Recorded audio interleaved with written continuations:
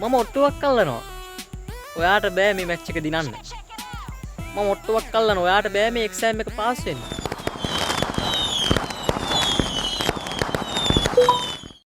Have a nice day. I hope that you all are keeping well. මම හිතනවා ඔයගොල්ලෝ හැමෝම හොඳින් ඉන්නවා කියලා. මම ඔට්ටුවක් අල්ලනවා. ඔයාට බෑ මේ මැච් එක දිනන්න. මම ඔට්ටුවක් අල්ලනවා. ඔයාට බෑ මේ එක්සෑම් එක පාස් වෙන්න. ඔට්ටුයි ඔයාට බෑ මේක කරන්න. මෙන්න මේ වගේ දේවල් අපි සිංහලෙන් කියනෝනේ. අපි තව කෙනෙක්ට ඔට්ටුවක් අල්ලනවා නිකන් කියන ඔට්ටුවක් අල්ලලා කියන ඔයාට බෑ මේ දේ කරන්න කියලා. මේක කොහොමද අපි ඉංග්‍රීසි වලින් කියන්නේ? අර ලේසි විදිහක් තියෙන අපි බලමු කොහොමද මේක ඉංග්‍රීසි වලින් කියන්නේ කියලා. ඔට්ටුවට ඉංග්‍රීසි වලින් කියන්නේ bet.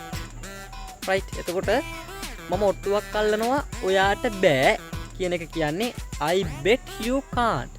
මම ඔට්ටුවක් අල්ලනවා ඔයාට බෑ I bet you can't. මම ඔට්ටුවක් අල්ලනවා ඔයාට බෑ දුවන්න. මොකක් හරි දෙයක් කරන්න බෑ කියලා තමයි ඔට්ටුව අල්ලන්නේ. කොහොමද මේක කියන්නේ? I bet you can't run. ඉස්සල්ලාම I bet you can't කියලා කියනවා. ඊට පස්සේ ක්‍රියාව verb එක. මෙතනදී verb එක stem එකෙන් තමයි යන්නේ ක්‍රියාවේ මූලික ස්වරූපේ. හරිද? හරි අපි තව උදාහරණ වාක්‍යයක් බලමුකෝ. මම ඔට්ටුවක් අල්ලනවා ඔයාට බෑ මේ විභාගේ පාස් වෙන්න.